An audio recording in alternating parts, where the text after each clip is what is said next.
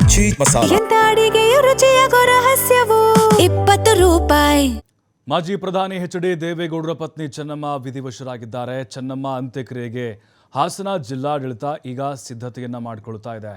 ನಾಳೆ ರಂಗನಾಥ ಸ್ವಾಮಿ ಬೆಟ್ಟದ ತಪ್ಪಲಿನಲ್ಲಿ ಅಂತ್ಯಕ್ರಿಯೆ ನೆರವೇರುತ್ತೆ. ಇಲ್ಲಿ ಹರದನಹಳ್ಳಿ ಅಂತಂದ್ರೆ ನೆನಪಾಗೋದು ಥಟ್ ಅಂತ ದೇವೇಗೌಡರು. ಈ ದೇಶ ಕಂಡಂಥ ಒಬ್ಬ ಕರ್ನಾಟಕದ ಹೆಮ್ಮೆಯ ಮಣ್ಣಿನ ಮಗ ಮಾಜಿ ಪ್ರಧಾನಿಗಳು. ಅವರ ಹುಟ್ಟೂರು ಹರದನಹಳ್ಳಿ.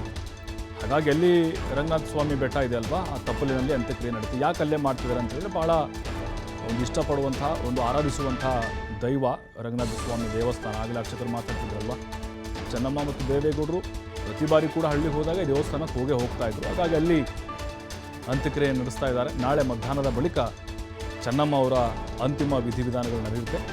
ಒಕ್ಕಲಿಗ ಸಂಪ್ರದಾಯದಂತೆ ಅಂತ್ಯಕ್ರಿಯೆಗಳು ನಡೆಯುತ್ತೆ. ಸ್ಥಳದಲ್ಲಿ ಬೀಡು ಬಿಟ್ಟಿದ್ದಾರೆ ರೇವಣ್ಣ, MLC ಸೂರಜ್ ರೇವಣ್ಣ.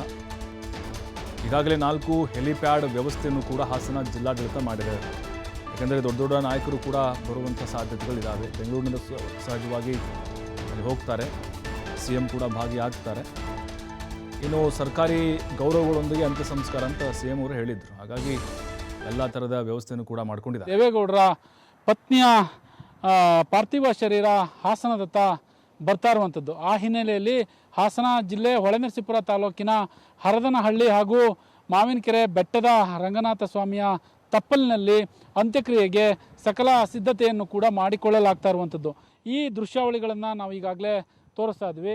ಒಂದು ಕಡೆ ಅಂತ್ಯಕ್ರಿಯೆ ನಡೀತಾ ಅಂದರೆ ಅಲ್ಲಿ ಸಿದ್ಧತೆ ಮಾಡಿಕೊಳ್ತಾ ಇರುವಂತಹ ವ್ಯೂಸ್, ಅಂದರೆ ಮಾವಿನಕೆರೆ ಬೆಟ್ಟದ ಮೇಲಿಂದ ತೋರಿಸ್ತಾ ಇರುವಂತಹ ವ್ಯೂಸನ್ನು ಈಗಾಗಲೇ ನಾವು ನೋಡ್ತಾ ಇದ್ವಿ. ಸುಮಾರು 46 ಎಕರೆ ಪ್ರದೇಶದಲ್ಲಿ ಬಹುದೊಡ್ಡ ಜಾಗವನ್ನು ಮಾಡಲಿಕ್ಕೆ, ಅಂದರೆ ಅಲ್ಲಿ ಯಾರೇ VIP ಗಳು ಬಂದರೆ, ಅಕಸ್ಮಾತ್ ಯಾರೇ ಬಂದರೂ ಟ್ರಾಫಿಕ್ ಸಮಸ್ಯೆ ಆಗದಂತೆ, ಜೊತೆಗೆ ಸಾರ್ವಜನಿಕರಿಗೆ ದರ್ಶನವನ್ನು ಸುಲಲಿತವಾಗಿ ಮಾಡಿಸ್ಲೋದಕ್ಕೆ ಜಿಲ್ಲಾಡಳಿತ ಈಗಾಗಲೇ ಸಾಕಷ್ಟು ಶ್ರಮವನ್ನು ವಹಿಸಿರುವಂಥದ್ದು.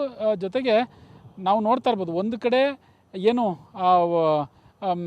ಬಿಳಿ ಬಣ್ಣದ ಕಾರುಗಳು ಏನು ನಿಂತಿದೆ, ಅದು ಚೆನ್ನಮ್ಮರವರ ಪಾರ್ಥಿವ ಶರೀರವನ್ನು ತಂದರೆ ಮಣ್ಣು ಮಾಡುವಂತಹ ಸ್ಥಳ, ಅದು ಒಂದು ಕಡೆ. ಆದರೆ ಇನ್ನೊಂದು ಕಡೆ ನಾವು ಹರದನಹಳ್ಳಿಯನ್ನು ತೋರಿಸ್ತಾ ಇದ್ದೀವಿ. ಹರದನಹಳ್ಳಿ ಅಂತ ಅಂದರೆ ದೇವೇಗೌಡರ ಹುಟ್ಟೂರನ್ನು ಈಗಾಗಲೇ ತೋರಿಸ್ತಾ ಇದ್ದೀವಿ. ಇಲ್ಲಿಂದ ಮಾವಿನಕೆರೆ ಬೆಟ್ಟದ ಪ್ರದೇಶದಿಂದ ಹುಟ್ಟೂರನ್ನು ತೋರಿಸ್ತಾ ಇದ್ದೀವಿ. ಒಂದು ಕಡೆ ಈಶ್ವರನ ದೇವಸ್ಥಾನದ ಗೋಪುರವನ್ನು ಕೂಡ ನಾವು ನೋಡ್ತಾ ಇದ್ದೀವಿ. ಅದೇ ಈಶ್ವರನ ದೇವಸ್ಥಾನದ ಗೋಪುರ ಏನಿದೆ, ಆ ಗೋಪುರದ ಪಕ್ಕದಲ್ಲಿ, ಅಂದರೆ ಅಲ್ಲಿ ಕಾಣಿಸ್ತಾ ಇರುವಂಥದ್ದೇ ದೇವೇಗೌಡರ ಹುಟ್ಟೂರು ಹರದನಹಳ್ಳಿ. ಬೆಟ್ಟ ಪ್ರದೇಶದ ತಪ್ಪಲಿನಲ್ಲಿ ಸುಂದರವಾದಂತಹ ವಾತಾವರಣದ ಊರಿನಲ್ಲಿ ಬೆಳೆದಂತಹ ದೇವೇಗೌಡರು ಕೇವಲ 4ರಿಂದ 5 ಕಿಲೋಮೀಟರ್ ವ್ಯಾಪ್ತಿಯಲ್ಲಿ ಇರ್ತಕ್ಕಂತಹ ಮುತ್ತಿಗೆ ಹಿರೇಹಳ್ಳಿಯ ಚೆನ್ನಮ್ಮರನ್ನು ವಿವಾಹವಾಗ್ತಾರೆ. ವಿವಾಹವಾಗದ ನಂತರದಲ್ಲಿ ಸಾಕಷ್ಟು ಅವರು ಕೂಡ ಏಳು ಬೀಳನ್ನು ಕಂಡು ನಂತರ ಉನ್ನತ ಹುದ್ದೆಗೆ ಹೋಗತಕ್ಕಂಥದ್ದು, ದೇಶದ ಪ್ರಧಾನಿ ಕೂಡ ಆಗ್ತಾರೆ. ಆದರೆ ಅದೃಷ್ಟವಶಾತ್ ವಯೋಸಹಜ ಜೊತೆಗೆ ಹೃದಯಾಘಾತದಿಂದ ಈಗ ಅವರ ಪತ್ನಿ ಸಾವನ್ನಪ್ಪಿದ್ದಾರೆ. ಅವರ ಅಂತಿಮ ನಮನವನ್ನು ಸಲ್ಲಿಸಲಿಕ್ಕೆ ಜಿಲ್ಲಾಡಳಿತ ಸಕಲ ಸಿದ್ಧತೆಯನ್ನು ಮಾಡಿಕೊಳ್ತಾ ಇರುವಂಥದ್ದು. ಒಂದು ಕಡೆ ಪಾರ್ಕಿಂಗ್ ವ್ಯವಸ್ಥೆಯನ್ನು ಮಾಡಲಿಕ್ಕೆ ಮುಂದುವರಿಸಿರುವಂಥದ್ದು, ಆ ದೃಶ್ಯಾವಳಿಗಳನ್ನು ಕೂಡ ನೋಡ್ತಾ ಇದ್ದೀವಿ. JCB ಕೆಲಸ ಕಾರ್ಯಗಳನ್ನ ಕೂಡ ಈಗಾಗಲೇ ಮುಂದುವರಿಸ್ತಾ ಇದೆ. ಸುಮಾರು ಇಲ್ಲಿ ಬೆಳೆದಿದಂತಹ ಬೆಳೆಗಳೇನಿದ್ದೋ, ತೆಂಗು ಆಗಿರ್ಬೋದು, ಅಡಿಕೆ ಆಗಿರ್ಬೋದು, ಅಂದರೆ ತೆಂಗಿನ ಮರಗಳನ್ನ ಒಂದೆಡೆಯಿಂದ ಇನ್ನೊಂದೆಡೆಗೆ ಶಿಫ್ಟ್ ಮಾಡ್ತಾ ಇರುವಂತಹ ಕೆಲಸ ಕೂಡ ನಡೀತಾ ಇದೆ. ಯಾಕಂತಂದರೆ ಬೆಳೆಗಳಿಗೂ ಕೂಡ ಹಾನಿ ಆಗಬಾರ್ದು. ರೈತರು ಬೆಳೆದಂತಹ ಬೆಳೆಗಳಿಗೆ ಒಂದಿಷ್ಟು ಅವರು ಪರಿಹಾರವನ್ನು ಕೊಡ್ಬೋದೇನೋ ಅನಿಸುತ್ತೆ.